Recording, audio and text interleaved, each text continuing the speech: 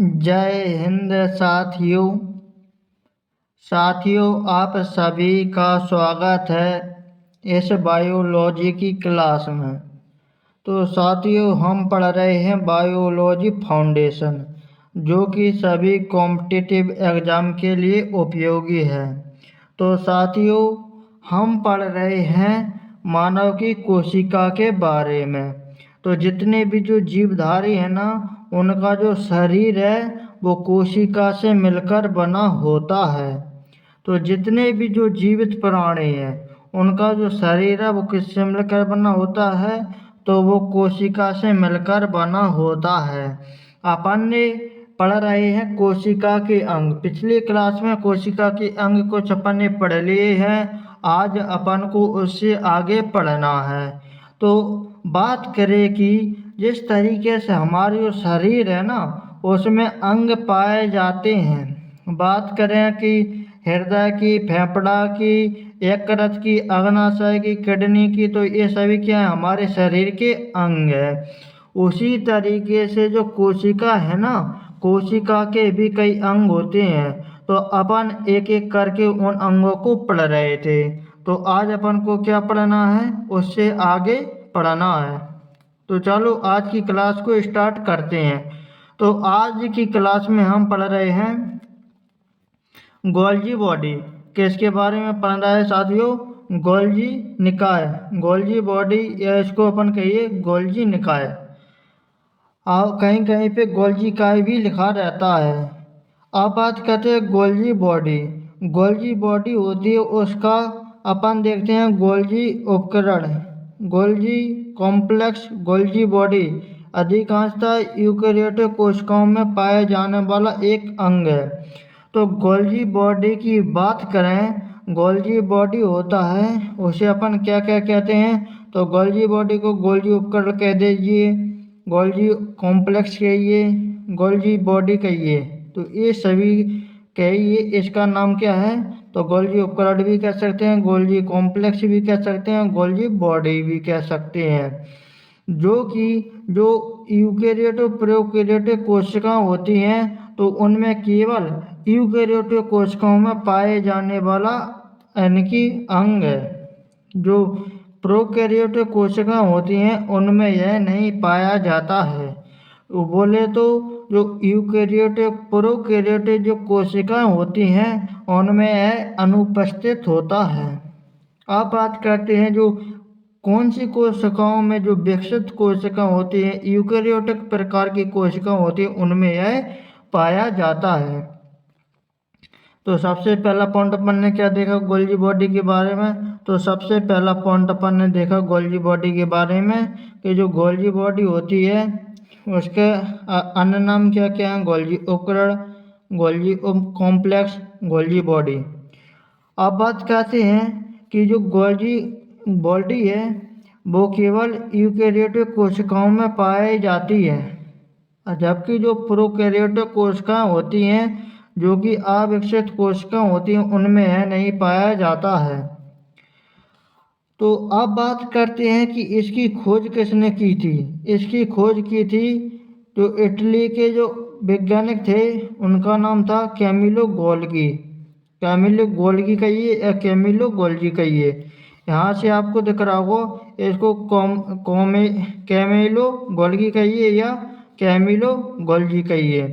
तो आपको याद करना होगा कि जो गोल्जी बॉडी है ना, तो गोल्जी बॉडी का नाम इन्हीं के नाम पर पड़ा है, कैमिलो गोल्गी, यानी कि कैमिलो गोल्जी के नाम पे पड़ा है, गोल्जी यानी कि बॉडी।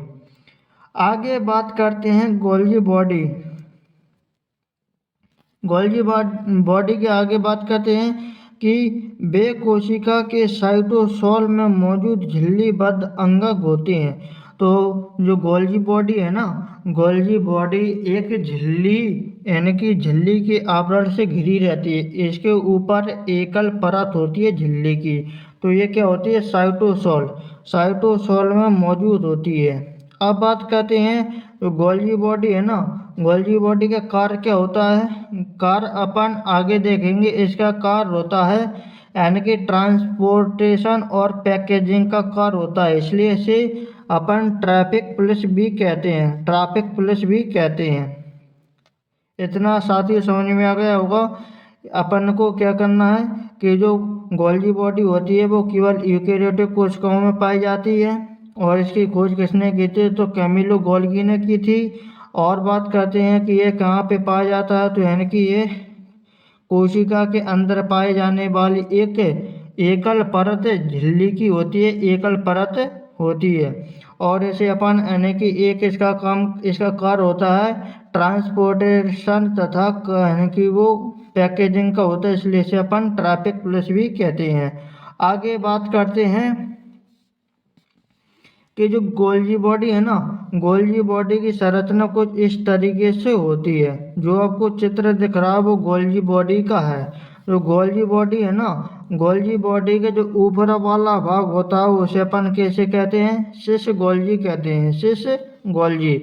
और जो नीचे वाला भाग होता है उसे अपन ट्रांस गोल्जी कहते हैं। अब यहाँ से एक क्वेश्चन पूछा जाता है कि बताइए कि गोल्जी बॉडी का जो शेष वाला भाग होता है वो किधर होता है। तो जो शेष होता है वो यानी कि केंद्रक की ओर होता है, ये केंद्रक है, केंद्रक। अपन बात करते हैं, ये अपन ने देखा है पूरी, ये क्या है कोशिका, कोशिका में ये क्या है केंद्रक, ये क्या है केंद्रक, केंद्रक। और यहाँ पे क्या है गोल्जी। इसको अपन ने यहाँ से उठा के कहाँ लाए, इसको बड़ा जूम किया तो यहाँ पे अपन ने इसको देखा।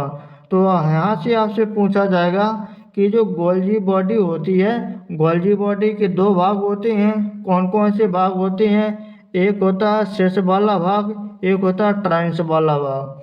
जो शेष वाला भाग होता है वो केंद्रक की ओर होता है, केंद्रक की ओर होता है, जबकि जो ट्रांस वाला भाग होता है वो केंद्रक से दूर होता है। बोले तो केंद्रक की ओर नहीं होता है, केंद्रक से दूर होता है।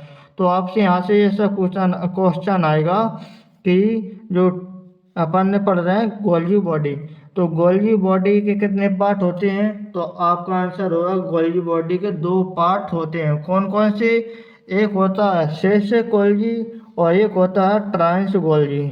जो शेष गोल्जी होता है वो होता है केंद्रक की ओर वाला भाग, और जो केंद्रक से दूर होता है उसे अपन कहते हैं ट्रांस वाला भाग। अपन आगे बात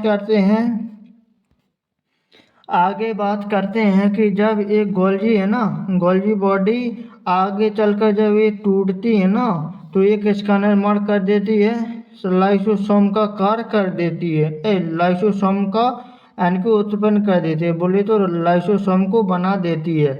तो जो गोल्जी बॉडी है, गोल्जी बॉडी जब आगे चल के जब टूटती है, टूट कर क्या बनाती है, तो जब ये टूटती है तो बनाती है लाइसोसोम को बनाती है।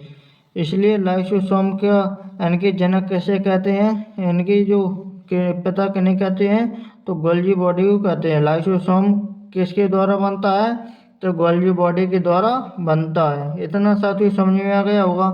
अपन क्या पढ़ रहे हैं, गोल्जी बॉडी। गोल्जी बॉडी अपन ने देखा कि गोल्जी बॉडी यूकेरियोटिक कोशिकाओं में पाया जाता है। गोल्जी बॉडी की खोज किसने की थी, तो कैमिलो गोल्गी ने की थी। और इसके बात करें, एक झिल्ली की परत चढ़ी होती है, इसके ऊपर एक झिल्ली का आवरण होता है। इसे ट्रैफिक पुलिस भी कहते हैं क्योंकि यह परिवहन का कार्य करती है। अब बात करते हैं कि गोल्जी बॉडी है ना, गोल्जी बॉडी के दो पार्ट होते हैं, एक होता है शेष वाला भाग, एक होता है ट्रांस वाला भाग। जो शेष वाला भाग होता है वो केंद्रक की ओर होता है, तथा जो ट्रांस वाला भाग होता है वो केंद्रक से दूर होता है। अब बात अपन ने यहाँ से देखा कि जो गोल्जी बॉडी है ना, गोल्जी बॉडी आगे चल कर क्या होती है, इसका जो कुछ पार्ट होते हैं वो टूट जाते हैं। जब ये इससे अलग हो जाते हैं तो ये किसका निर्माण करते हैं, लाइसोसोम का निर्माण करते हैं, लाइसोसोम का निर्माण करते हैं। आगे बात करते हैं, यहाँ से अपन आगे देखते हैं इसकी और इसके कार्य के बारे में और देखते हैं। अब अपन बात करते हैं इसके कार्य के बारे में। फंक्शन बोले तो कार्य। तो जो गोल्जी बॉडी है ना, गोल्जी बॉडी का कार्य क्या क्या होता है, तो गोल्जी बॉडी का कार्य होता है पैकेजिंग एंड ट्रांसपोर्ट, यानी कि पैकेजिंग और परिवहन का कार्य होती है, परिवहन का कार्य होता है। तो जो गोल्जी बॉडी होती है, गोल्जी बॉडी जब हमारे शरीर में जब हम भोजन करते हैं तो वो पाचन होकर कहाँ पे जाते हैं, हमारे शरीर की कोशिकाओं में जाता है। कोशिकाओं में जाता है तो कहाँ पे जाता है, सीधी माइटोकॉन्ड्रिया में। माइटोकॉन्ड्रिया क्या करती है, एटीपी के रूप में ऊर्जा बनाती है। फिर वो ऊर्जा कहाँ पे जाएगी, गोल्जी बॉडी के पास जाएगी। गोल्जी बॉडी उस ऊर्जा को पूरे शरीर में लेकर जाएगा। तो ये क्या करता है, परिवहन का कार्य करता है। तो इसका मतलब है कि जो गोल्जी बॉडी है वो परिवहन का कार्य करता है, इसलिए इसे अपन कोशिका का कोरियर बॉय या ट्रैफिक पुलिस भी कहते हैं। तो यहाँ से एक और नाम आ गया, कोरियर बॉय भी कहते हैं, क्योंकि यह ले जाने का कार्य करता है, यानी कि पहुँचाने का कार्य करता है। तो गोल्जी बॉडी होती है, गोल्जी बॉडी का कार्य क्या हो गया, गोल्जी बॉडी का कार्य होता है पैकेजिंग करना और यानी कि उसका परिवहन करना। कोशिका का कोरियर बॉय भी कहते हैं। आगे बात करते हैं, इसे ट्रैफिक पुलिस भी कहते हैं।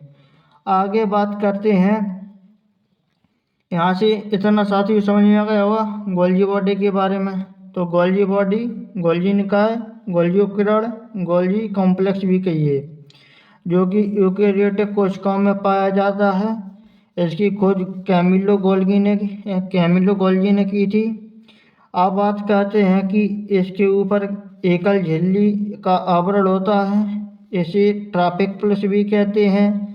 इसका कार्य क्या होता है, अब पहले बात करते हैं इसके जो कितने भाग होते हैं। 2 भाग होते हैं, कौन कौन से, शीर्ष वाला भाग और ट्रांस वाला भाग। जो शीर्ष वाला भाग होता है वो केंद्रक की ओर होता है, तथा जो ट्रांस वाला भाग होता है वो केंद्रक से दूर होता है। आगे बात करते हैं कि जो गोल्जी बॉडी है ना, गोल्जी बॉडी आगे चलकर जो टूटती है तो ये किसका निर्माण करती है, तो ये लाइसोसोम का निर्माण करती है। आगे बात करते हैं कि जो फंक्शन अपन ने देख लिया, गोल्जी बॉडी का कार्य होता है पैकेजिंग एंड ट्रांसपोर्ट का, पैकेजिंग और परिवहन का, इसलिए इसे कोरियर बॉय या इसे अपन ट्रैफिक पुलिस भी कहते हैं। तो साथियों इतना आपको समझ में आ गया होगा। तो गोल्जी बॉडी की खोज किसने की थी, गोल्जी बॉडी की खोज की थी कैमिलो गोल्गी ने। आगे बात करते हैं लाइसोसोम। लाइसोसोम कहाँ से बना, तो जो गोल्जी बॉडी होती है, गोल्जी बॉडी से ही टूटकर कोई क्या बना है, तो यानी कि लाइसोसोम बना है। आगे बात करते हैं कि लाइसोसोम लगभग सभी प्रकार की यूकेरियोटिक कोशिकाओं में पाया जाता है। यह यानी कि मैक्रोमोलेक्यूलस पुराने सेल भागों और सूक्ष्म जीवों के पाचन के लिए जिम्मेदार होता है।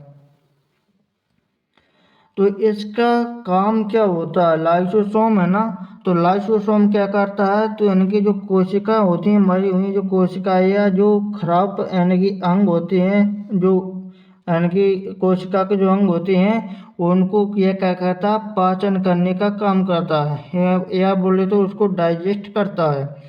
तो यानी कि ये क्या करता है, यूकेरियोटिक कोशिकाओं में पाया जाता है, यूकेरियोटिक कोशिकाओं में पाया जाता है, प्रोकैरियोटिक कोशिकाओं में अनुपस्थित होता है। तो यह केवल यूकेरियोटिक कोशिकाओं में पाया जाता है। यह क्या करता है, यानी कि मॉलिक्यूल यानी कि जो मैक्रोमोलेक्यूलस होते हैं ना उनको, और जो पुराने सेल बोले तो जो पुराने वाले कोशिका होती हैं उनके भागों को और सूक्ष्म जीवों के पाचन के लिए जिम्मेदार होता है। इसका मतलब होता है कि जो कोशिका के जो सूक्ष्म वाले भाग होते हैं और पुरानी कोशिकाओं के जो भाग होते हैं, कोशिकाओं के अंग होते हैं और जो सूक्ष्म जीव होते हैं उनको डाइजेस्ट करने का कार्य कौन करता है, तो लाइसोसोम करता है। इसलिए इसे अपन आत्महत्या की थैली या इसे अपन एटम में कहते हैं, इसको अपन आगे समझेंगे।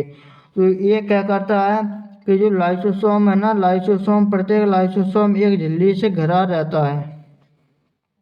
तो लाइसोसोम है ना, तो लाइसोसोम के ऊपर भी एकल झिल्ली का आवरण होता है। आगे बात करते हैं कि जो लाइसोसोम है ना वो लाल रक्त कणिकाएं में यानी लाइसोसोम क्या होता है, अनुपस्थित होता है।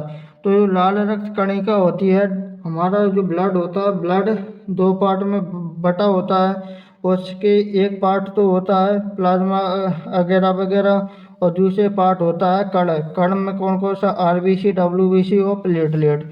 जो आरबीसी होता है, आरबीसी को अपन कहते हैं रेड ब्लड कार्पोस्केल्स, रेड ब्लड कार्पोस्केल्स, लाल रक्त कणिका है। तो यह लाल रक्त कणिकाओं में लाइसोसोम है ना वो अनुपस्थित होता है। इससे पहले की क्लास में हमने देखा था कि जो लाल रक्त कणिका है उनमें केंद्रक भी क्या होता है, अनुपस्थित, बोले तो उपस्थित नहीं रहता है। आगे बात करते हैं लाइसोसोम के बारे में। लाइसोसोम है ना, तो लाइसोसोम का कार्य क्या होता है। लाइसोसोम के कार्य के बारे में बात करते हैं तो इसका कार्य क्या होता है, हाइड्रोलाइटिक एंजाइम पाया जाता है। लाइसोसोम होता है ना, तो लाइसोसोम में एक हाइड्रोलाइटिक एंजाइम पाया जाता है जो कि एक जल अपघटक, हिंदी में कहते हैं जल अपघटनी एंजाइम होता है। आप बात करते हैं इसका कार्य क्या होता है, तो सेल्यूलर यानी कि डाइजेशन, बोले तो कोशिकीय पाचन। तो इससे पहले अपन ने देखा है कि जो लाइसोसोम है ना, लाइसोसोम यानी कि जो कोशिका के माइक्रो यानी कि सूक्ष्म अंग होते हैं, और जो पुराने कोशिका के पुराने अंग होते हैं, और जो सूक्ष्म जीव होते हैं, उन सभी को पचाने का कार्य करता है। तो पचाने का कार्य कौन करता है, लाइसोसोम करता है। आगे बात करते हैं कि इसके अंदर पचाने का कार्य तो करता है, लेकिन पचाता कौन है, तो इसके अंदर एक यानी कि एंजाइम पाया जाता है, जैसे अपन हाइड्रोलाइटिक एंजाइम बोले तो हाइड्रोलाइटिक एंजाइम कहते हैं, हिंदी में कहते हैं जल अपघटनी एंजाइम। इसी जल अपघटनी एंजाइम क्या करता है, कोशिका के जो यानी कि अंग होते हैं उनको पचाने का काम करता है। इसलिए इसे क्या कहते हैं, यानी कि कोशिका का पाचन करता है, कोशिका का पाचन, कोशिकीय पाचन का कार्य करता है। अब अपन बात करते हैं, जैसे कि अपन में कभी भी अगर आप में चोट लगी हो या कुछ किसी भी कारण के बस आपका जो शरीर है वो दब जाता है या चोट लग जाती है, तो आप देखते हैं कि वहाँ पे जो हमारे शरीर के अंदर क्या होता है, काला काला सा पड़ जाता है। काला काला सा जब वो पड़ जाता है तो आप देखेंगे कि उसके अंदर काला पड़ गया, लेकिन आप देखेंगे कि 1 सप्ताह या 2 सप्ताह बाद वो वहाँ से क्या हो जाता है, हट जाता है। हट जाता है तो आपने देखा होगा कि उसके अंदर अपन ने वो कहाँ पे गया, आप सोचते होंगे वो कहाँ पे गया। तो उसका मंदिर है, उसका जो कारण है कि वो है कि जो कोशिकाएं होती हैं, कोशिकाओं में पाया जाता है जल अपघटनी एंजाइम, बोले तो लाइसोसोम में जल अपघटनी एंजाइम पाया जाता है। तो जो जल अपघटनी एंजाइम होती हैं, तो जो अगल बगल की कोशिकाएं हैं, तो वहाँ पे जो कोशिकाएं मर जाती हैं, तो वहाँ पे जो कोशिकाएं मर जाती हैं, तो जो अगल बगल की कोशिकाएं होती हैं उनका जो लाइसोसोम है, लाइसोसोम थोड़ा थोड़ा क्या कहता है, हाइड्रोलाइटिक एंजाइम उसके ऊपर छिड़कता है। तो जैसे वो हाइड्रोलाइटिक एंजाइम उसके ऊपर जाएगा तो वो जो मरी हुई जो कोशिकाएं हैं और जो कोशिका के अंग हैं उन सभी को क्या कर देगा, पाचन करके खत्म कर देगा। तो ये क्या करता है, कोशिका को, अंगों को और कोशिका को खुद क्या कर देता है, पाचन कर देता है। तो यहाँ पे आपको समझ में आ गया होगा कि जो हाइड्रोलाइटिक एंजाइम होता है वो कोशिका के जो अंग होते हैं और कोशिका होती है उन सभी का क्या करता है, पाचन करता है। अब बात करते हैं, इसलिए इसे अपन क्या कहते हैं, इसलिए जो लाइसोसोम है ना, लाइसोसोम को आत्महत्या की थैली या एटम बम कहते हैं। ये क्या करता है, मरी हुई कोशिकाओं को साफ करता है, इसलिए अपन इसे सफाई कर्मचारी भी कहते हैं। आगे बात करते हैं कि जो लाइसोसोम है ना, लाइसोसोम एक hydrolytic enzyme acetic hydrolysis, acid hydrolysis, जो कि हाइड्रोलाइसिस एसिड बोले तो अम्लीय होता है। जो हाइड्रोलाइसिस एंजाइम होता है, जो जल अपघटनी एंजाइम होता है, वो अम्लीय होता है। लाइसोसोम की खोज किसने की थी? तो इनकी डी डबे ने की थी।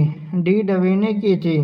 अब यहाँ पे इंग्लिश में लिखा हुआ डुबे, तो इनकी इसको अपन इनकी डुबे नहीं करना, डुबे नहीं करना, क्या करना है? डुबे करना है। डुबे डबे कहिए, डुबे कहिए। तो यहाँ पे इसका खोज किसने की थी? तो इसकी खोज की थी डी डुबे ने। डी डुबे। लाइसोसोम होता है ना, तो लाइसोसोम के अंदर जो कोशिका पचाने का कार्य करता है, तो उसके अंदर कौन सा एंजाइम होता है? तो आपका आंसर होगा जल अपघटनी एंजाइम पाया जाता है। आगे बात करते हैं कि जो जल अपघटनी एंजाइम होता है, हाइड्रोलाइटिक एंजाइम होता है, वो कैसा होता है? अम्लीय, क्षारीय, उदासीन। तो आपका आंसर होगा एसिड होता है। एसिडिक होता है बोल तो अम्लीय होता है। अब बात करते हैं इसकी खोज किसने की थी? तो इसकी खोज डी डबे ने की थी। आगे बात करते हैं, तो साथियों इतना आपको समझ में आ गया होगा। आगे बात करते हैं, यहाँ पे जो कोशिका देख रहे होंगे, कोशिका में एक आपको अंग दिख रहा होगा जिसे अपन कहते हैं लाइसोसोम। लाइसोसोम के बारे में अपन ने देख लिया, जो का फंक्शन यानी कि कार्य भी देख लिया है। लाइसोसोम का कार्य क्या होता है? पाचन और अपशिष्ट को हटाना। तो जो अपशिष्ट पदार्थ होते हैं उनको भी ये क्या कहता है? पाचन यानी कि पचा करके नष्ट कर देता है, यानी कि हटा देता है। अब बात करते हैं एंडोसाइटोसिस की प्रक्रिया के माध्यम से सेल्यूलर मलबे और विदेशी कणों को सेल में खींच लिया जाता है। तो इसका मतलब यही है कि जो जितने भी जो यानी अपन को अनावश्यक जो कण होते हैं उन सभी को पचाकर खत्म कर देता है। इसलिए लाइसोसोम को आत्महत्या की थैली कहा जाता है। यहाँ पे क्या लिखा है? लाइसोसोम को आत्महत्या की थैली क्यों कहा जाता है? तो कभी कभी पाचक एंजाइम स्वयं लाइसोसोम को नुकसान पहुंचा सकता है और इसे कोशिका मर सकती है, इसलिए इसे अपन आत्महत्या की थैली कहते हैं। तो अपन ने देखा कोशिका के बारे में। कोशिका होती है, कोशिका में क्या होती है? कोशिका में एक यहाँ पे ये कोशिका दिख रही होगी, इसी कोशिका में यहाँ पे क्या दिख रहा होगा आपको? यहाँ पे आपको दिख रहा होगा लाइसोसोम। लाइसोसोम दिख रहा होगा। जो लाइसोसोम क्या कर देता है? कभी कभी क्या कर देता है? ये इनकी अपने आप फट जाता है। कोशिका अपने जो लाइसोसोम है वो अपने आप फट जाता है। जब यह आप लाइसोसोम में वो अपने आप फट जाता है, तो ये पूरी कोशिका को क्या कर देता है? ख़त्म कर देता है। कोशिका को, पूरी कोशिका को ख़त्म कर देता है। इसलिए क्या कर देता है? इनके ख़त्म कर देता है, इसलिए इसे अपन वो कहते हैं आत्महत्या की थैली कहते हैं। तो साथियों इतना समझ में आ गया होगा कि जितने भी जो कोशिका होती हैं उन सभी को पाचन कर देता है, इसलिए इसे अपन क्या कह देता है? तो यानी कि इसे अपन आत्महत्या की थैली कहते हैं। आगे बात करते हैं। आगे बात क्या है कि इसे ऑटोलेसिस कहा जाता है। इसे ऑटो का अर्थ है स्वयं और लिसिस का अर्थ होता है कोशिका झिल्ली के विनाश से कोशिका का विघटन।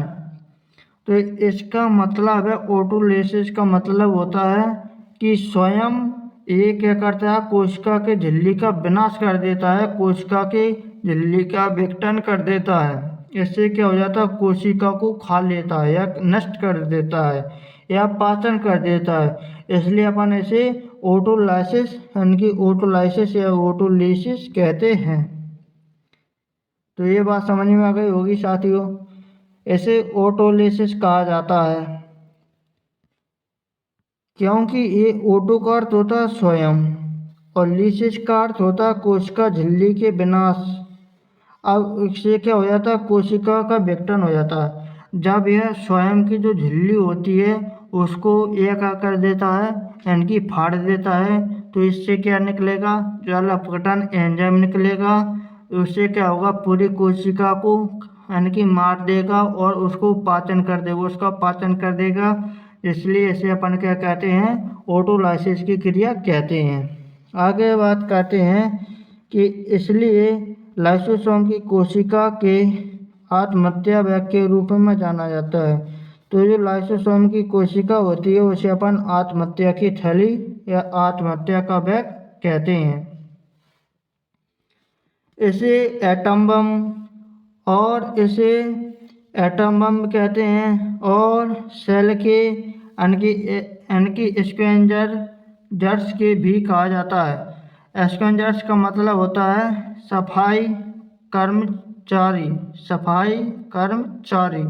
तो इतना साथी समझ में आ गया होगा कि अपन जो लाइसोसोम है, लाइसोसोम को आत्महत्या की थैली के भी कहते हैं, एटम बम भी कहते हैं, सफाई कर्मचारी भी यानी इसके स्कैवेंजर्स भी कहते हैं, सफाई कर्मचारी भी कहते हैं।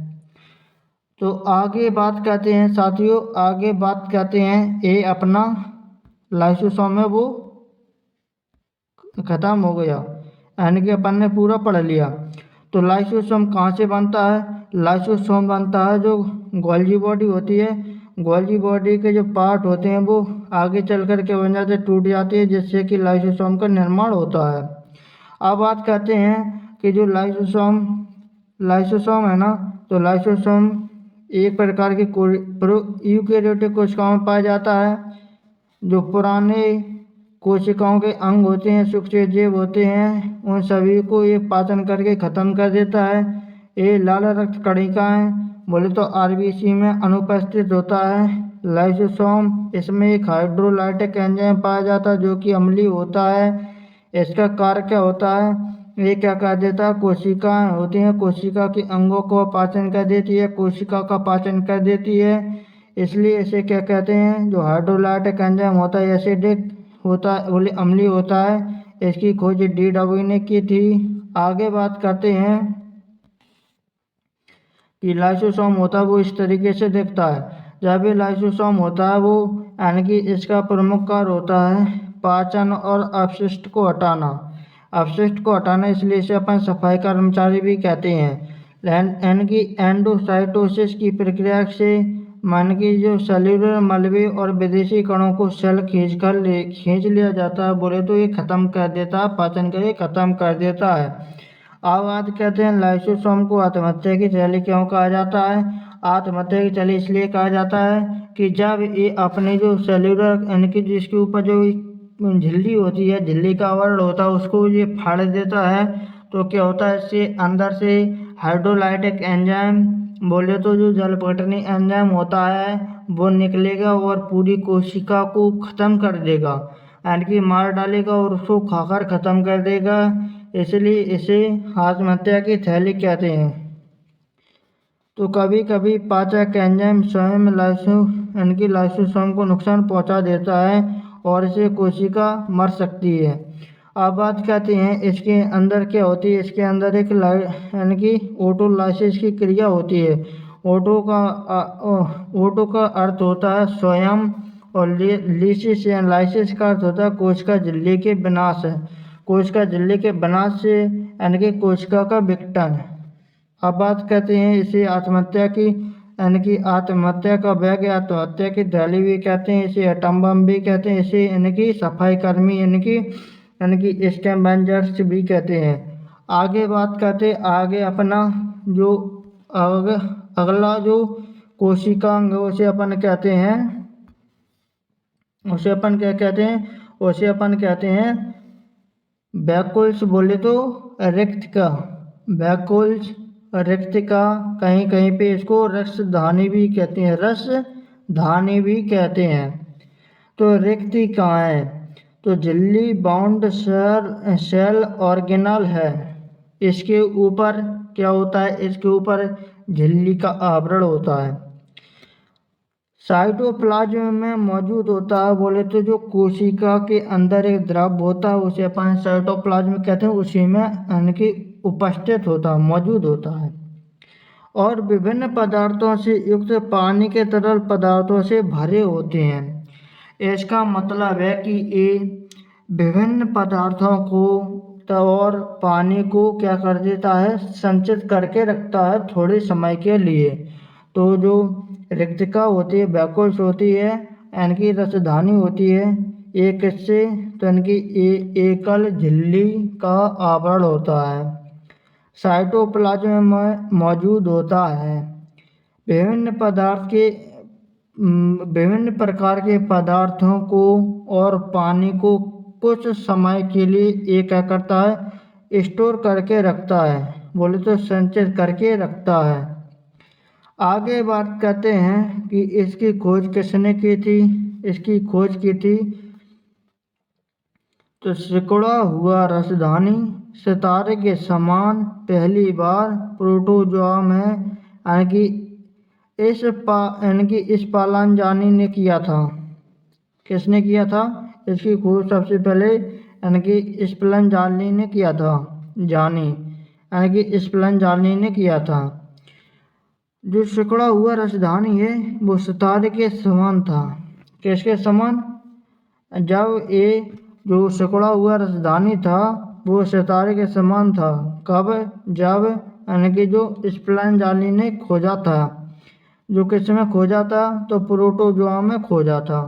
प्रोटोजोआ कौन कौन से होते हैं, जैसे कि अमीबा हो गया, इग्लिना हो गया, ये सभी क्या होते हैं, प्रोटोजोआ के अंतर्गत आते हैं। तो आपसे पूछा जाएगा कि जो क्या वैकुल्स होता है, रसधानी या रिक्तिका होती है, उसकी खोज किसने की थी, तो उसकी खोज की थी स्पालांजानी ने। स्पालांजानी ने किस में की थी, तो प्रोटोजोआ में की थी। जब उन्होंने प्रोटोजोआ में इसको खोजा था तो वो सिकुड़ा हुआ रसधानी था, इसलिए ये सितारे के समान दिख रहा था। किसके समान, सितारे के समान दिख रहा था, इसलिए उन्होंने इसे क्या दिया था, इसलिए हालांकि गलती से इसे इनकी श्वसन अंग समझ लिया था। तो जो स्टार के समान दिख रहा था इसलिए उन्होंने इसको इनके श्वसन अंग के बारे में समझ लिया था, बोले तो श्वसन अंग समझ लिया था कि ये किसी भी जीव का क्या है, प्रोटोजोआ का श्वसन अंग है। अब बात करते हैं, लेकिन डुजार्डिन ने इन सितारों को रिक्तिका नाम दिया था। डुजार्डिन ने, किसने साथियों, डुजार्डिन ने इस सितारे का नाम रिक्तिका दिया था।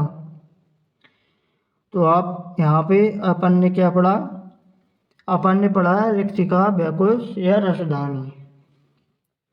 तो अपन ने क्या क्या पढ़ा, अपन ने पढ़ा है कि इसके ऊपर एकल झिल्ली का आवरण होता है,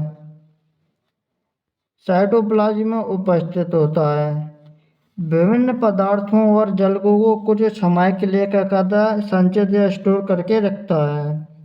इसकी खोज किसने की थी, तो इस पालांजानी ने की थी। किसके द्वारा की थी, तो प्रोटोजोआ में की थी। प्रोटोजोआ में जब इन्होंने खोजा था तो सिकुड़ा हुआ रसधानी था, इसलिए इन्हें सितारे के समान दिखाई दिया था। जब इन्हें सितारे समान दिखाई दिया था तो इन्होंने समझा कि प्रोटोजोआ का श्वसन अंग है। किसका, प्रोटोजोआ का ये श्वसन अंग है, लेकिन ये श्वसन अंग नहीं है। फिर आगे आया डुजार्डिन ने ये सितारा नाम दिया था, इसका आगे नाम क्या दिया, रिक्तिका नाम दिया, बोले तो वैकुल्स नाम दिया। इसका जो कार्य क्या होता है, तो स्टोर या संचित करना इसका कार्य होता है। तो अपन ने क्या पढ़ा है कि इनकी जो स्लाइडेन ने बाकी प्रोटोप्लाज्म से सेल शेप के साथ संरचना को अलग करने के लिए पौधे की कोशिकाओं के लिए शब्द लागू किया। ब्रिश ने रसधानी झिल्ली में टोनोप्लास्ट नाम दिया था। तो यहाँ पे अपन इसको समझते हैं, यहाँ पे क्या बता रहा है, यहाँ पे बता रहा है कि स्लाइडेन है ना, तो स्लाइडेन ने बाकी प्रोटोप्लाज्म से सेल शेप के साथ संरचना को अलग करने के लिए पौधों की कोशिकाओं के लिए शब्द लागू किया था और रसधानी झिल्ली को टोनोप्लास्ट नाम दिया था। किसने रसधानी को टोनोप्लास्ट नाम दिया था? किसने? ब्रिश ने। ब्रिश ने ब्रिश ने रसधानी झिल्ली को, तो रसधानी की जो झिल्ली है, वैकोल्स की जो झिल्ली होती है, वो ब्रिश ने नाम दिया था। क्या नाम दिया था? टोनोप्लास्ट नाम दिया था। तो अपन ने पढ़ा है कि जो रसधानी होती है वो एकल झिल्ली आवरण युक्त झिल्ली वो अंग होता है। तो इसके ऊपर एक झिल्ली होती है, उसका नाम क्या दिया था? टोनोप्लास्ट नाम दिया था। किसने नाम दिया था? ब्रिश ने नाम दिया था। तो यहाँ पे आपको कोशिका दिख रही होगी और इस कोशिका के अंदर एक अंग दिख रहा होगा आपको, यानी कि जो होता है क्या? वैकुल्स। क्या होता है? वैकुल्स होता है। आगे बात करते हैं कि इसके ऊपर आपको एक झिल्ली दिख रही होगी, एक आवरण दिख रहा होगा। जो आवरण, इस आवरण को अपन क्या कहते हैं? इस आवरण को अपन कहते हैं टोनोप्लास्ट। ये टोनोप्लास्ट नाम किसने दिया था? तो डी बेरिश ने दिया था। डी बेरिश कहिए, ब्रिश कहिए, तो डी बेरिश या डी बेरिश ने दिया था। आगे बात करते हैं, टोनोप्लास्ट अपन ने समझ लिया है। टोनोप्लास्ट किससे कहते हैं? तो ये कोशिका जो रसधानी है ना, उसके ऊपर एक झिल्ली का आवरण होता है, उससे अपन कहते हैं। अब बात करते हैं जो सेल शेप है ना, तो सेल शेप किसने दिया था? तो सेल शेप दिया था स्लाइडिन ने दिया था। जो अपन ने पिछली जो इसमें देखा, स्लाइडिन ने दिया था। और बात करते हैं कि सेंटर वैकुल्स, यहाँ पे क्या है? सेंट्रल वैकुल्स है। तो अपन ने देखा कि वैकुल्स, इसको रिक्तिका भी कहते हैं, इसको रसधानी भी कहते हैं। एक इसका कार्य क्या होता है? इसका कार्य होता है कि जो कुछ पदार्थों को तथा पानी को थोड़े समय के लिए, कम समय के लिए संचित करना। अब बात करते हैं, इसके ऊपर एकल झिल्ली का आवरण होता है। उस झिल्ली का नाम क्या दिया था? टोनोप्लास्ट नाम दिया था। किसने दिया था? तो डी बेरिश ने नाम दिया था। अब बात करते हैं कि इसके जो इनकी जो सेल शेप है ना, सेल शेप के बारे में किसने बताया था? तो सेल शेप के बारे में स्लाइडर ने बताया था। आगे बात करते हैं कि अपन ने इससे पहले की क्लास में भी देखा था कि जंतु कोशिका होती है और एक होती है पादप कोशिका। पादप कोशिका होती है तो इनमें इनकी स्थिति देखते हैं कि जो जंतु कोशिका होती है ना, तो जंतु कोशिका की जो सेल कोशिका होती है, उसमें जो केंद्रक होता है वो बीच में होता है। केंद्रक होता है वो बीच में होता है, जबकि जो पादप कोशिका होती है, पादप कोशिका में जो केंद्रक होता है वो इनकी किनारे की ओर होता है। अब अपन बात करते हैं इसका कारण क्या है। इसका कारण है जो वैकुल्स है ना, उसका बड़ा और छोटा होना। तो जो जंतु की कोशिका है ना, जंतु की कोशिका में वैकुल्स होता है वो छोटे आकार का होता है और ये ज़्यादा मात्रा में होता है। आकार में छोटा होता है लेकिन संख्या में ज़्यादा होता है। और जो पादप कोशिका होती है, पादप कोशिका में बड़ा होता है और संख्या में कम होता है, संख्या में कम होता है। तो अपन क्या पढ़ रहे हैं? अपन पढ़ रहे हैं वैकुल्स, बोले तो रसधानी। रसधानी की स्थिति देखते हैं कि ये कहाँ पे पाई जाती है। तो रसधानी होती है जंतु कोशिका और पादप कोशिका में। जंतु कोशिका में जो वो रसधानी है ना, वो आकार में छोटी होती है लेकिन संख्या में बड़ी होती है, ज़्यादा होती है। जबकि जो पादप कोशिका है ना, पादप कोशिका में आकार में बात करी जाए तो बड़ी होती है लेकिन संख्या में कम होती है। तो इतना साथियों समझ में आ गया होगा तो जो पादप की कोशिका होती है उसमें वैकुल्स है ना, वो बड़ा होने के कारण इसका जो केंद्रक है वो किनारे की ओर आ जाता है, जो कि अपन ने पिछले की क्लास में अपन ने इनको समझाता है। आगे बात करते हैं इनका कार्य। तो इसका कार्य कई होते हैं, लेकिन इसका मुख्य कार्य क्या है? स्टोरेज, बोले तो भंडारण करना, संचित करना। इसका और भी कई कार्य होते हैं, जैसे कि अंतर्ग्रहण, डाइजेशन, पाचन, क्रिएशन, बोले तो उत्सर्जन, अतिरिक्त पानी का निष्कासन, विभिन्न जैविक पिगमेंट का स्टोर। तो जो रंजक होते हैं, जो कलर प्रदान करते हैं, पिगमेंट होते हैं, उनका भी ये क्या करता है? थोड़ी सी मात्रा में संचित करता है। तो इसका मुख्य कार्य क्या है? तो इसका मुख्य कार्य होता है भंडारण, बोले तो स्टोरेज करना, संचित करना होता है। तो इतना साथियों समझ में आ गया होगा। तो साथियों आज अपन ने कितने अंक पढ़े हैं? आज अपन ने 2-3 अंक पढ़े हैं। कौन कौन से? एक अपन ने पढ़ा है गोल्जी बॉडी, एक अपन ने पढ़ा है राइबोसोम, और एक अपन ने पढ़ा है जो वैक्यूल्स। तो साथियों आज की क्लास को अपन यहीं पे एंड करते हैं। आज की क्लास आपको कैसी लगी? तो साथियों आज की क्लास में बने रहने के लिए धन्यवाद और थैंक यू।